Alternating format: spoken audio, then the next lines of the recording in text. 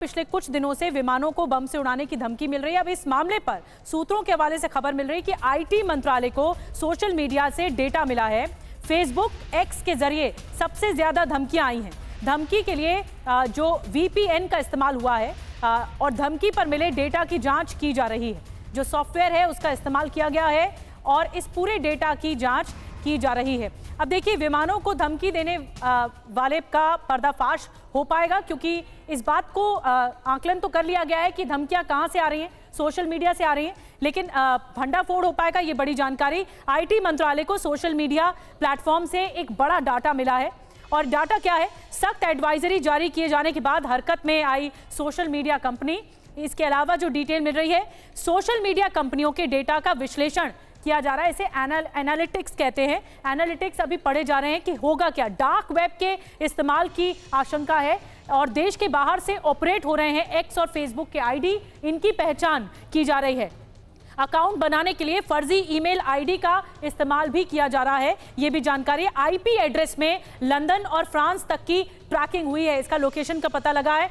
13 दिनों में 300 से ज्यादा घरेलू विदेशी फ्लाइट्स में बम होने की खबर भी सामने आई थी और लगातार ये सिलसिला जारी था। तो ऐसे में आईटी मंत्रालय का और क्या कुछ कहना है इस डिटेलिंग को लेकर, पीयूष पांडे और ज्यादा जानकारी के साथ हमारे साथ जुड़ गए हैं।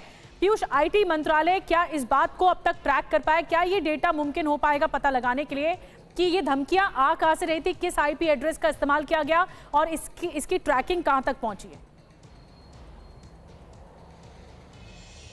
बिल्कुल जी, देखिए, एक बात ये समझने वाली है कि जो 13 दिनों तक लगातार बम से हवाई जहाज़ों को उड़ाने की धमकियां आई, उनमें से अधिकांश जो धमकियां हैं वो शरारत वाली हैं या फिर दुर्भावनापूर्ण हैं, और या फिर क्या वजह थी उनके पीछे जो नकली अकाउंट बना करके और इस तरह से किया गया। इसी के बाद एडवाइजरी जारी की गई, चूँकि जो सोशल मीडिया कंपनियां थीं उनसे सहयोग देने के लिए कहा गया था और मंत्रालय को जब डेटा 2 दिनों तक नहीं मिला तब उसकी ओर से एडवाइजरी जारी की गई कि जो बेतुकी और फर्जी जो धमकियां आ रही हैं उन पर भी डेटा अब तक नहीं मुहैया कराया गया कंपनियों की ओर से, क्योंकि 2021 में साफ तौर पर दिशा निर्देश जारी किए गए थे।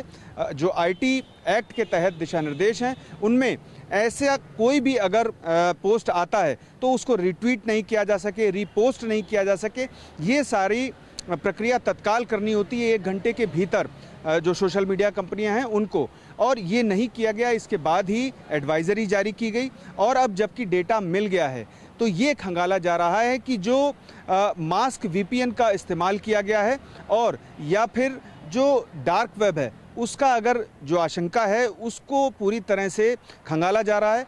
तो बहुतेरी जो धमकियां हैं वो फर्जी थीं, ये स्पष्ट हो चुका है, लेकिन विभिन्न पहलुओं पर आईटी मंत्रालय अध्ययन कर रहा है, विश्लेषण कर रहा है। और देखने वाली बात ये होगी कि जिन आईपी एड्रेस में मास्क वीपीएन का इस्तेमाल किया गया है वो हकीकत में क्या निकल कर सामने आता है। चूँकि ये ट्रैक किया जा चुका है कि यूरोप के कई देशों से ये धमकियाँ पोस्ट की गई और इसके बाद तत्काल फेसबुक या एक्स या अन्य सोशल मीडिया प्लेटफॉर्म्स की तरफ से कोई कदम नहीं उठाए जाने और सूचना नहीं दिए जाने, यानी कि प्राधिकार को सूचना देने का कर्तव्य भी जो निर्धारण किया गया है वो साफ तौर पर सोशल मीडिया कंपनी का है। इसके बावजूद उन्होंने ऐसा नहीं किया, जिसके चलते एडवाइजरी जारी की गई और इस सख्ती के बाद तत्काल सोशल मीडिया कंपनियों की ओर से सारा ब्यौरा मुहैया करा दिया गया आईटी मंत्रालय को, और अब उसको सेग्रीगेट करके यानी कि अलग अलग तरीके से खंगाला जा रहा है कि जिनमें साफ हो चुका है कि ये फर्जी थी तो उनको अलग कर दिया गया है, और बाकी जो सीरियस मामला है जहां पर मास्क वीपीएन का उपयोग किया गया है उनमें गंभीरता से आगे जांच की जा रही है और विश्लेषण किया जा रहा है। अब देखना ये होगा कि किस नतीजे तक पहुंचता है आईटी मंत्रालय। बिल्कुल बड़ी जानकारी दे रहे हैं पीयूष की अब नतीजे पर किस नतीजे पर पहुंचा जाता है आईटी मंत्रालय के जरिए, क्योंकि ये इंफॉर्मेशन सेग्रीगेट कर दी गई है, सोशल मीडिया कंपनियों को एडवाइजरी भी जारी कर दी गई। इस पूरे डाटा का जो भी हासिल हुआ है उसका विश्लेषण किया जा रहा है।